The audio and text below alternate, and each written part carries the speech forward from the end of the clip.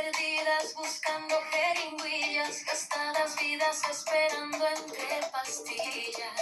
Madres con niños soldados sin fusiles, padres con cariño delicados o hostiles. Una luz mortecina ilumina los vagones, la cruz de la heroína hervina en ocasiones. Mendigos errantes buscando dinero, amigos y amantes viajando con esmero.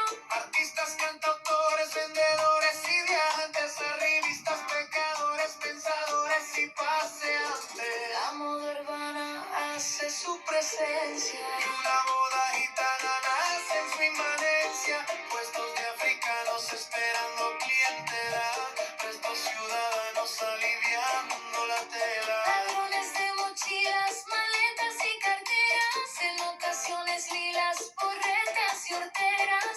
Bostezos, lecturas, fumadores que no fuman, rezos, pinturas, revisores que se esfuman.